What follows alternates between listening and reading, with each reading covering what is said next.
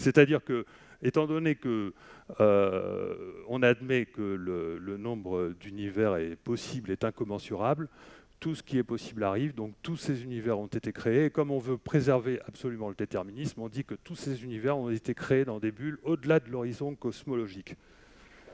Et c'est-à-dire qu'il y aurait à des milliards de milliards de milliards de milliards de milliards de milliards de milliards de milliards de milliards de milliards de milliards d'années-lumière, un univers dans lequel je serais exactement en train de faire la même conférence, mais en disant des choses un petit peu légèrement différentes. Voilà. Bon, ça, c'est ce à quoi conduit donc la théorie des univers parallèles, donc que je rejette, que beaucoup d'Européens rejettent, et je propose une autre conception des choses, qui est de dire que notre univers évolue.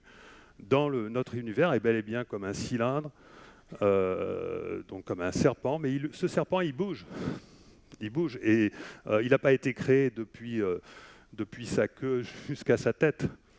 Comme si on déroulait le serpent, il ne se crée pas comme ça, d'accord? Vous commencez pas par voir sa queue, et puis son développement, ah tiens, voilà tout le serpent qui se dessine. C'est pas comme ça qu'il se crée le serpent. Au départ, il est tout petit, et il se crée simultanément dans le futur et dans le passé. Voilà comment évolue le Big Bang, et l'univers, le Big Bang, c'est une volonté de retourner à la religion, qui consiste à dire, bon ben voilà, nous avons été créés par un Dieu unique, qui remplace Dieu par le Big Bang, enfin bon, c'est un peu ça.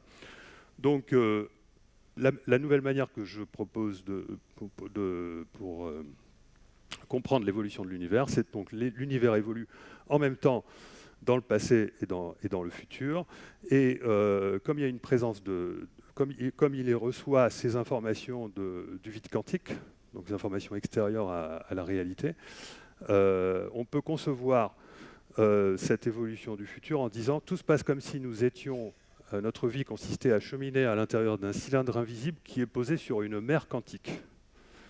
Et donc ce cylindre, il est susceptible de se déplacer, il est susceptible de dériver. Donc vous voyez que nous n'avons pas un destin qui est aussi clair, c'est-à-dire que pendant que nous sommes en train de cheminer dans le présent, notre futur peut être en train de changer.